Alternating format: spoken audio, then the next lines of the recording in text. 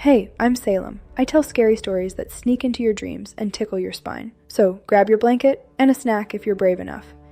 Stay if you dare, because once the story starts, you can't look away.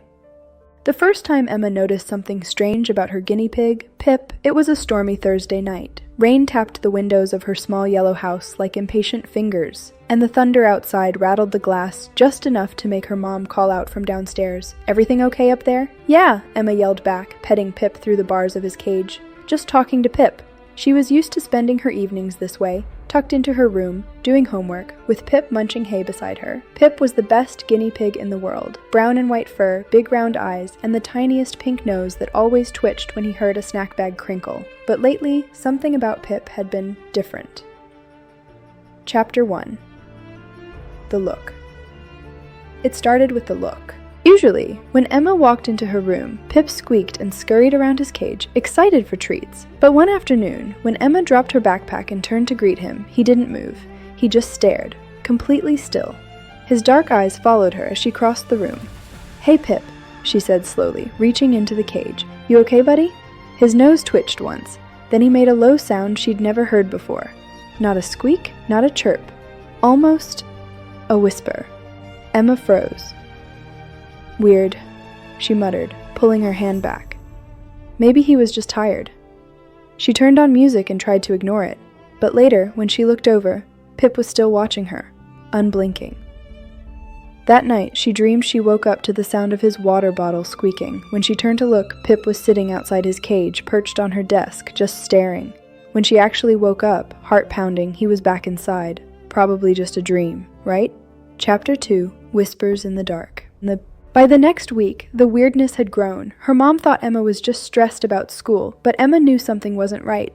For one thing, Pip's food kept disappearing faster than usual. She'd fill his bowl at night, and by morning it would be empty. But there were no crumbs, no mess, not even a piece of hay left. One evening, Emma sat on her bed doing math homework, trying to stay awake. Pip was quiet. Too quiet.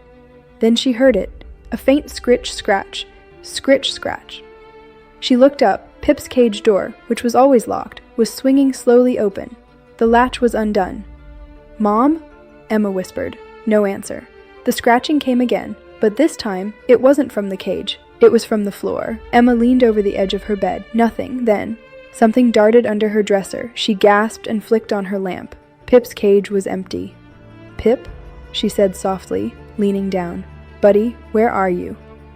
There was a tiny noise behind her, a low squeak, almost like laughter. When she turned around, Pip was sitting on her desk again, staring straight at her. His paws rested beside her pencil, and she could swear his mouth twitched upward, into a tiny smile.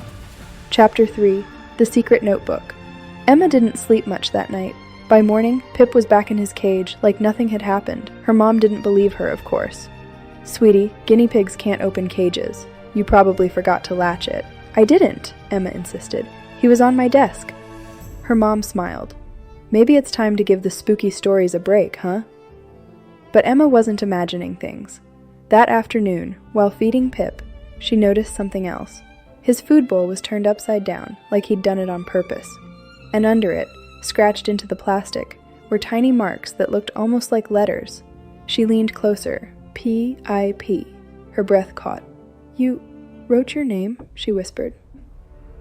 Pip tilted his head and blinked. Emma backed away. No way, guinea pigs don't spell." She pulled out her notebook and scribbled down what she'd seen.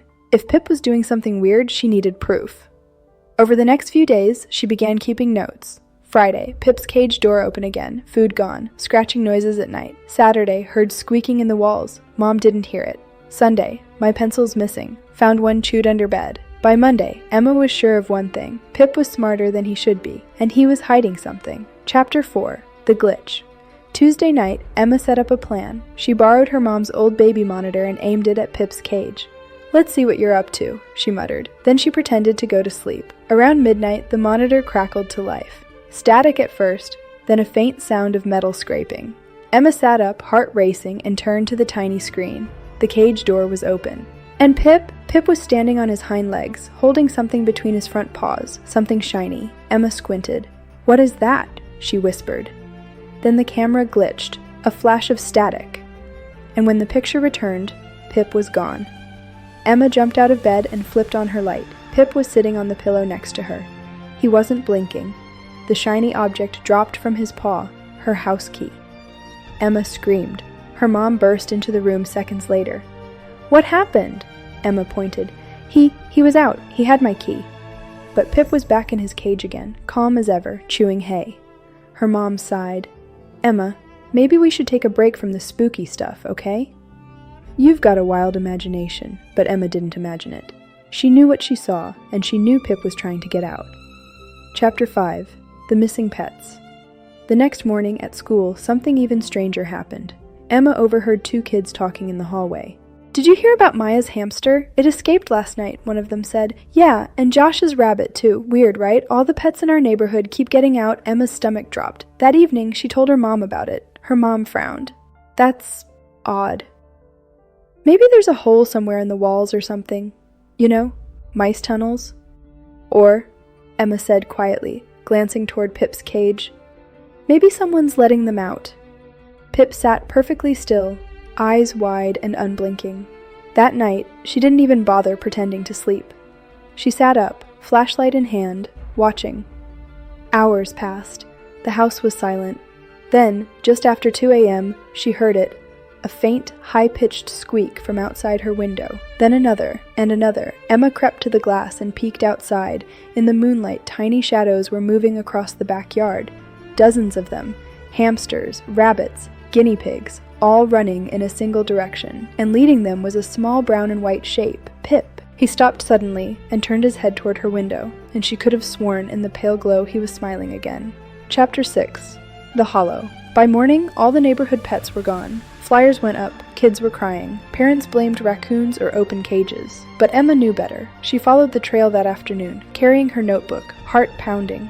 It led through the woods behind her neighborhood, a place she wasn't supposed to go alone. The trees were thick and silent, the ground soft with moss. She walked for nearly 10 minutes before she saw it. A small dark tunnel dug into the earth beneath a fallen tree. Tiny paw prints covered the mud around it. Emma crouched down. "Pip," she whispered. No answer. She took a deep breath and crawled inside. The tunnel was barely big enough to fit her shoulders. It smelled like damp soil and something metallic.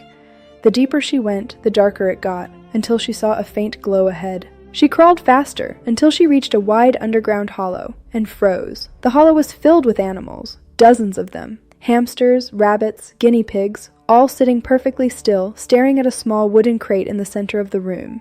And on top of the crate stood Pip. He was different. His fur seemed darker, eyes brighter. He wasn't twitching or nibbling. He was watching.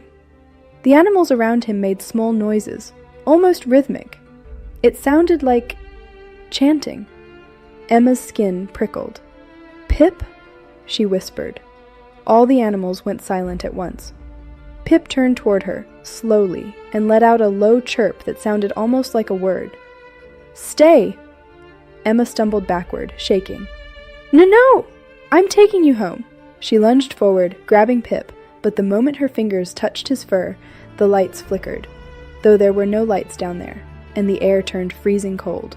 Pip squeaked sharply, and the ground rumbled beneath her. The other animals began moving, circling around her, eyes glowing faintly red. Emma screamed and ran, crawling as fast as she could through the tunnel, feeling tiny paws brush against her arms as she went. She burst out into the daylight, gasping for air. When she turned back, the tunnel was gone, just flat ground. No sign of Pip. Chapter 7. The return for 2 days. Emma barely spoke. Her mom thought she was traumatized from losing her pet. "We'll get you a new guinea pig," her mom said softly. Emma just shook her head. No more pets. That night, she heard scratching at her window. She froze. "Mom?" she whispered. The scratching grew louder. She turned slowly, and there, pressed against the glass, was a small paw, and behind it, Pip's face. She backed away, trembling. No, you're gone! You're gone!" But Pip's mouth moved. His tiny lips formed a shape she recognized. The word soon. The next morning, when her mom came to wake her, Emma was gone. The window was open, and on her desk sat Pip's empty cage, door wide open, with one small note lying inside, written in messy, uneven letters. "Thank you for teaching me." Chapter 8. The New Pet. A few weeks later, the yellow house went up for sale. The new family who moved in had a daughter named Lily. She was 10, shy, and loved animals. When they were unpacking, Lily found something strange under the bed. A small brown and white guinea pig, sitting calmly, waiting. She scooped him up, delighted. "Mom, look what I found!" Her mom laughed. "Oh, honey, looks like the old owners left him behind." "What a cutie," Lily grinned. "Can I keep him?" "Of course, sweetheart. Just be sure to take care of him." That night, Lily set up a new cage for her new pet. She named him Pip. When she turned off the light, Pip sat perfectly still, eyes glinting faintly in the moonlight. Then, slowly, he lifted one paw and reached for the latch. Click, the cage door opened, and Pip smiled. Well, you made it to the end. Go ahead and like this video. It keeps the monsters calm, and subscribe before they change their minds. Sleep tight if you can.